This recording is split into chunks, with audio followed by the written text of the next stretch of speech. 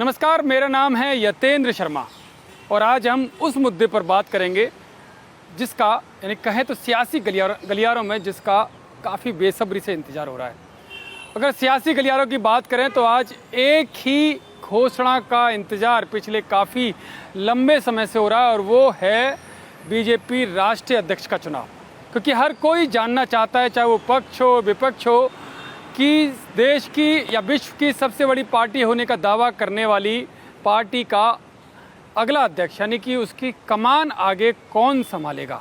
हर कोई टकटकी लगाकर इस पर बेसब्री से देखता जा रहा है उसकी तरफ, लेकिन इंतज़ार लगातार लंबा और लंबा होता जा रहा है।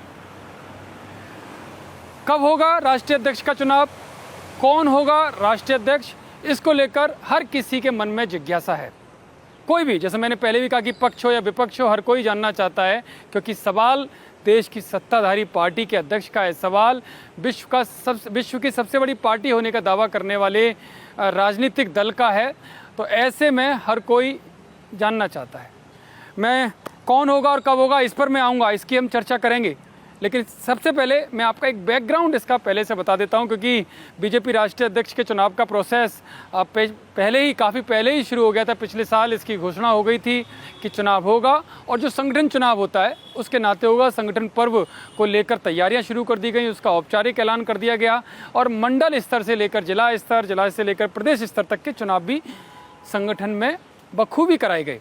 और करीब 1 दर्जन से ज़्यादा चुनाव, प्रदेश अध्यक्षों के चुनाव हो गए, यानी कि राज्यों में चुनाव हो गया निचले लेवल से। क्योंकि राष्ट्रीय अध्यक्ष का जो चुनाव होता है यानी कि संगठन का जो प्रोसेस है वो निचले लेवल से शुरू होता है। मंडल के बाद जिला, जिला के बाद प्रदेश अध्यक्ष और जो राष्ट्रीय परिषद के सदस्य हैं वो मिलकर फिर अपने राष्ट्रीय अध्यक्ष का चुनाव करते हैं। तो इसमें जो प्रोसेस होता है कि आधे से ज़्यादा राज्यों में चुनाव हो जाए तो राष्ट्रीय अध्यक्ष के चुनाव की प्रक्रिया शुरू की जा सकती है।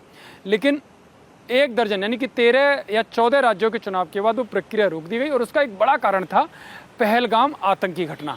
पहलगाम आतंकी घटना ने पूरे देश को झकझोर के रख दिया और उसके बाद प्रधानमंत्री मोदी ने ऐलान किया कि जो भी इसके कसूरवार होंगे, जो भी इसके पीछे होंगे और जो उनके आका होंगे, उनको ज़मीन के आखिरी छोर तक यानी कि धरती के आखिरी छोर तक उनका पीछा किया जाएगा और उनको ख़त्म किया जाएगा।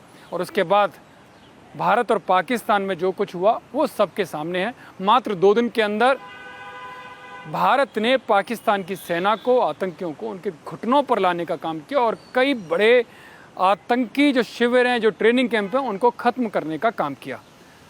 इसके बाद जब ये पूरा मामला शांत हुआ तो लगा कि अब प्रोसेस शुरू होगा। लेकिन उसके बाद अहमदाबाद में एक बड़ी दुखदाई घटना हुई, प्लेन क्रैश हो गया। एयर इंडिया का प्लेन क्रैश हुआ जिसमें सैकड़ों लोगों की जान चली गई। उसके बाद फिर से मामला सियासी तौर पर दब गया, क्योंकि जब भी इस तरह के मामले होते हैं और इसमें सियासी प्रोसेस शुरू होता है तो वो बहुत अच्छा नहीं माना जाता। तो जन भावनाओं को, कार्यकर्ताओं की भावनाओं को देखते हुए उस प्रोसेस को फिर से रोक दिया गया कुछ समय के लिए। लेकिन अब फिर से उसमें हलचल आनी शुरू हो गई है, फिर से वो तेज़ी आनी शुरू हो गई है। और उसका सीधा सा कारण है कि पिछले जो कुछ राज्यों में जहाँ चुनाव जिला और मंडल स्तर के हो गए थे, लेकिन जहाँ प्रदेश अध्यक्षों के चुनाव रुके हुए थे, वो फिर से प्रक्रिया उसमें तेज़ी लाई गई है। उसमें अब उत्तराखंड हो, तेलंगाना हो, आंध्र प्रदेश हो या पुडुचेरी हो, इन राज्यों में प्रदेश अध्यक्षों का चुनाव हो चुका है। और आने वाले कुछ समय में यानी कि आने वाले कुछ दिनों में जो बड़े राज्य रह गए उनमें भी प्रदेश अध्यक्षों का चुनाव हो जाएगा, जिसमें मध्य प्रदेश है, पश्चिम बंगाल है, उत्तर प्रदेश है। इन राज्यों में भी चुनाव होगा, क्योंकि पश्चिम बंगाल भी अब से कुछ दिनों के बाद होने वाला है, क्योंकि वहाँ पर चुनाव भी है।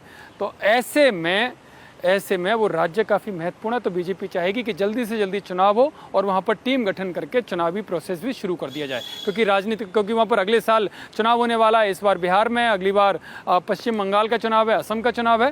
तो इन राज्यों के चुनाव के साथ ही यानी कि जैसे ही ये शुरू हुआ है और अगले कुछ दिनों में इन राज्यों को चुनाव, प्रदेश अध्यक्षों का चुनाव हो जाएगा, तो जाहिर है राष्ट्रीय अध्यक्ष के चुनाव की प्रक्रिया यानी कि उसकी उल्टी गिनती शुरू हो चुकी है।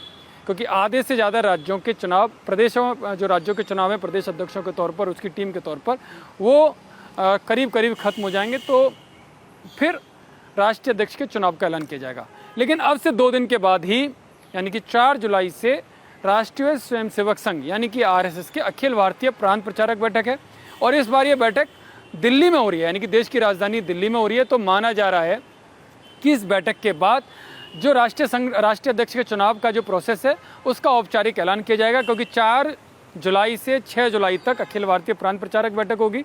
हालांकि ये 1 तारीख की शाम से शुरू हो जाएगी और 9 तारीख तक चलेगी, लेकिन ऑफिशियल बैठक जो है वो 4 से 6 रहेगी।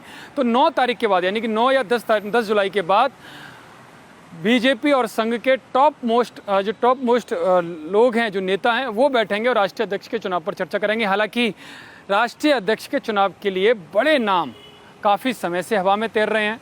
काफ़ी लोग गैस कर रहे हैं कि कौन कौन होगा। उसमें कई नाम सामने आ चुके हैं कि अगर इस क्षेत्र से चुना जाएगा या इस जाति से चुना जाएगा तो ये नाम प्रमुख तौर पर होंगे। लेकिन जो सूत्रों से जानकारी मिल रही है वो यही है कि अभी तक एक भी बैठक बीजेपी के राष्ट्रीय अध्यक्ष को लेकर संघ और बीजेपी के नेताओं के बीच में नहीं हुई है।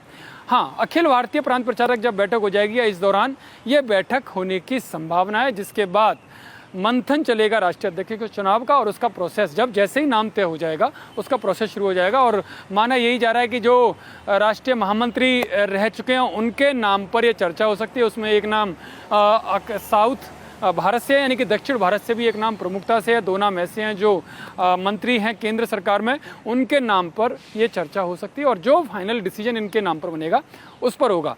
लेकिन होगा कब, बड़ा सवाल ये है।